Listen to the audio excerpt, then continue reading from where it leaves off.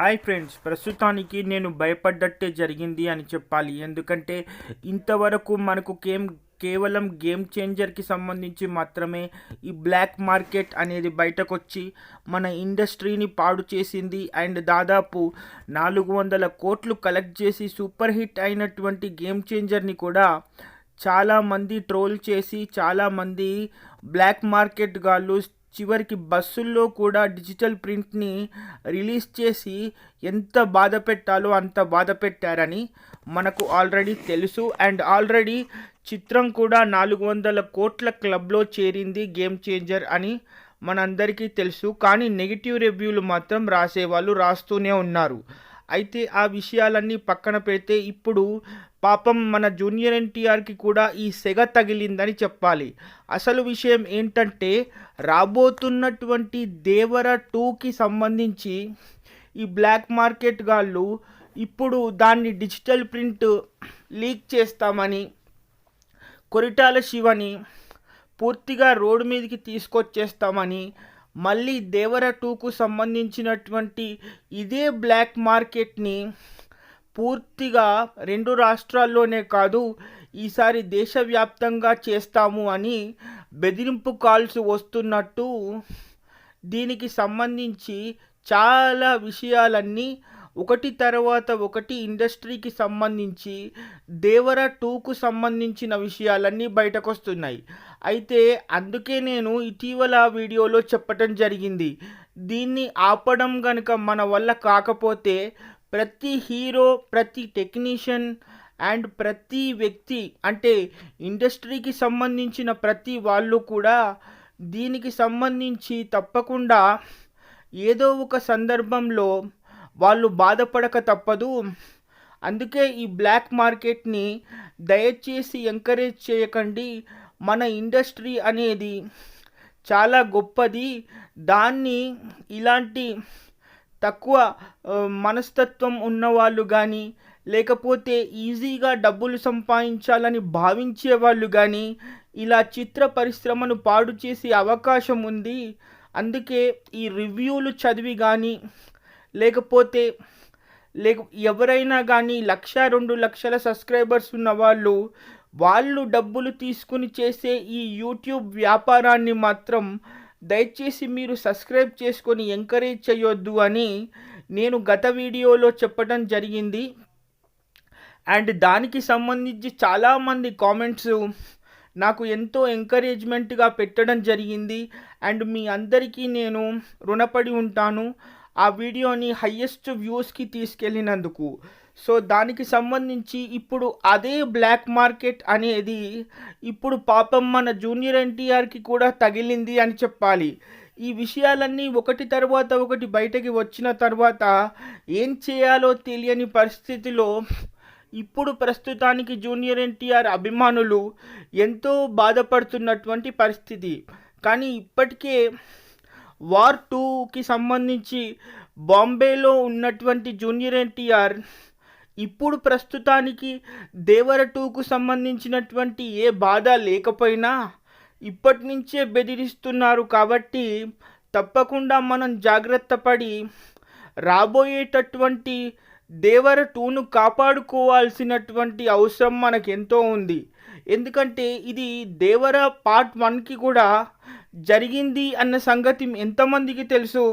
అవునండి, నిజంగా దాదాపు 1000 కోట్లు రావాల్సినటువంటి దేవర పార్ట్ 1ని దీనికి సంబంధించి బ్లాక్ మార్కెట్ గాళ్ళు చాలామంది అభిమానుల రూపంలో వచ్చి వాళ్లకు నచ్చిన రివ్యూలన్నీ చెప్పుకుంటూ కేవలం 500 కోట్ల దగ్గర మాత్రమే ఓటీటీ హక్కుల వరకు వచ్చే స్థాయికి మన దేవర పార్ట్ 1ని ఆపేశారని చెప్పాలి.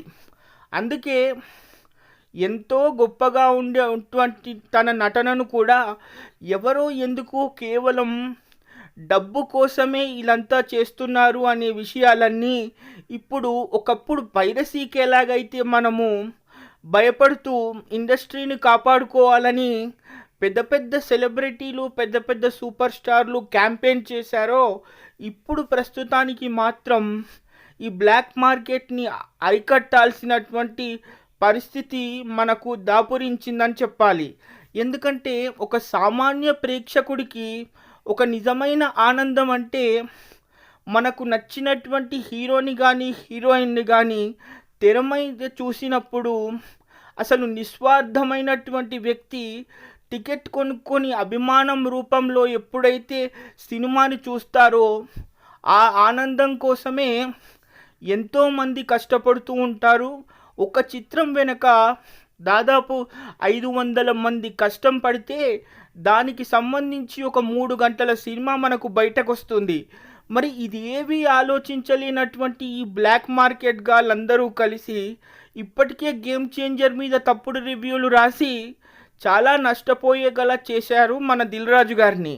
మరి దీనికి సంబంధించి ఆయన అఫీషియల్గా 2 వారాల తర్వాత ఒక పోస్టర్ రిలీజ్ చేసిన తర్వాత అంతా నోరు వెళ్ళబెట్టి ఇంత గొప్ప చిత్రాన్న ఇలా చేశారు, అయ్యో అనవసరంగా మనం రివ్యూలు చదివి వేరే వాళ్ళ భావాలను నిజమనుకుని ఒక మంచి చిత్రాన్ని మనం ఎంకరేజ్ చేయలేకుండా పోయామని థియేటర్లోంచి బయటకు వచ్చిన అభిమానులు మాత్రం చాలా ఆనందపడుతూ దయచేసి రివ్యూలు చదివి సినిమాలకు వెళ్ళకండి అనే అభిప్రాయానికి రావాల్సిన పరిస్థితి వచ్చింది.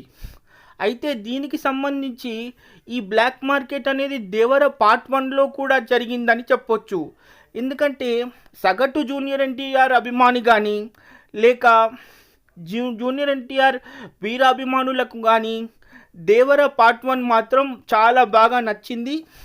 అటు జూనియర్ ఎన్టీఆర్ యాక్షన్ కానివ్వండి, లేకపోతే ఆయన ఇచ్చినటువంటి ఎలివేషన్స్ కానీ, అనిరుద్ బ్యాక్గ్రౌండ్ స్కోర్ కానీ, లేకపోతే అద్భుతమైనటువంటి 2 తండ్రి కొడుకుల పాత్రల్లో జూనియర్ ఎన్టీఆర్ చూపించినటువంటి హావభావాలు కానివ్వండి, చిత్రం మాత్రం సూపర్ హిట్ అయింది. కానీ ఎక్కడ తప్పు జరిగింది అంటే మాత్రం ఆల్రెడీ తప్పుడు రివ్యూలు రాయాలి అని భావించినటువంటి బ్లాక్ మార్కెట్ మన ఇండస్ట్రీని పట్టిన క్యాన్సర్లా మారిందని చెప్పాలి. అయితే వాళ్లకు నచ్చినట్టుగా రివ్యూలు రాసుకుని చాలామంది అభిమానుల పేర్లతో, అసలు అభిమానులే కాదు వాళ్ళు, అభిమానుల పేర్లతో థియేటర్లోకి వచ్చి మైకులు కనబడగానే నోటికొచ్చినట్టు వాగేసి వాళ్లకు నచ్చిన రివ్యూలు ఇచ్చేసి చిత్రాన్ని దాదాపు 1000 కోట్లకు పైగా రావాల్సినటువంటి దేవరని ప్రస్తుతానికి 550 కోట్ల దగ్గరే ఆగిపోయేలా చేయగలిగారు. సో ఇది చిలికి చిలికి గాలివాన అయిపోయి ప్రతి హీరోకి తగిలే అవకాశం ఉంది. ఎందుకంటే ఇప్పుడు దేవర 2 రాబోతోంది, కల్కి 2 రాబోతోంది, వార్ 2 రాబోతోంది. మరి ఇలా మన తెలుగు ఇండస్ట్రీ విశ్వవ్యాప్తమైపోయి తెలుగువాడి సత్తా ఏంటో అనేది ప్రతి సందర్భంలో మనం చూపించటానికి గర్వపడాలి.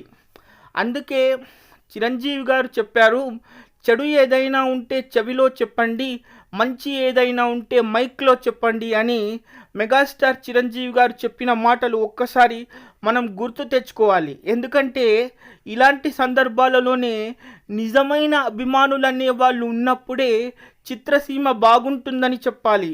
ఎందుకంటే మాకు సబ్స్క్రైబర్స్ ఉన్నారు కదా, లేక మేము ఏం చెప్పినా చెల్లిపోతుంది అని భావించే వాళ్ళందరూ సినిమా ఇండస్ట్రీకి ఇలా అభిమానుల రూపంలో వచ్చి మైకులు కనపడగానే వాళ్ళకి ఇష్టమైనటువంటి రివ్యూలు ఇవ్వడంతో ఇలా 1000 కోట్లు లేదా 1500 కోట్లు రావాల్సినటువంటి చిత్రాలన్నీ కూడా 500 కోట్లకి 400 కోట్లకి దిగజారిపోయి ఇటు డిస్ట్రిబ్యూటర్లనే కాకుండా కొన్ని 100 రోజుల కష్టాలు ఉన్నటువంటి హీరోయిన్ల కష్టాలని, మరి ఎంతో అద్భుతంగా రాసుకున్నటువంటి రైటర్ల కష్టాలనే కాకుండా ప్రతి టెక్నీషియన్ కష్టాన్ని కూడా ఈ చెడు రివ్యూలు అనేవి పట్టి పీడిస్తున్నాయని చెప్పాలి.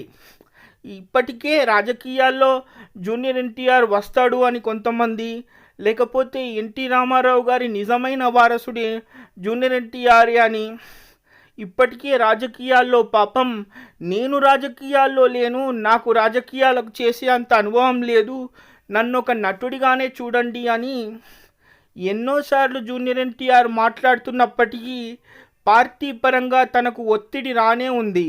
మరి ఇలాంటి ఒత్తిడిలో కూడా ఇప్పుడు ఈ బ్లాక్ మార్కెట్ అనేది దేవర 2కి కూడా తగిలితే ఎలాంటి పరిస్థితులు ఉంటాయో ఒక్కసారి ఆలోచించండి. సో కాబట్టి దయచేసి అభిమానులు అనేవాళ్ళు నిజమైన అభిమానులుగా ఉన్నప్పుడు థియేటర్లలోనే సినిమాని ఎంజాయ్ చేసి నిజమైన భావాన్ని యూట్యూబ్లో చెప్పండే తప్ప ఇలా బ్లాక్ మార్కెట్ గాళ్లకు భయపడి మాత్రం దయచేసి సినిమాలకు వెళ్ళకూడదు. Stay tune for the further updates. నేను మీ అర్జున్ కుమార్. ఇలాంటి వీడియోలు వస్తూనే ఉంటాయి. చిత్రసీమని కాపాడుకోవాల్సిన బాధ్యత మన మీదే ఉంది. దయచేసి ఈ బ్లాక్ మార్కెట్ గాళ్ళకి భయపడి చివరికి సినిమాలు తీయాలంటే కూడా ప్రొడ్యూసర్లు ఆలోచించే పరిస్థితి మాత్రం తీసుకురావద్దని ఈ వీడియో ద్వారా నేను చెప్పాల్సి అనుకున్నాను. సో మీకు నచ్చిందని కూడా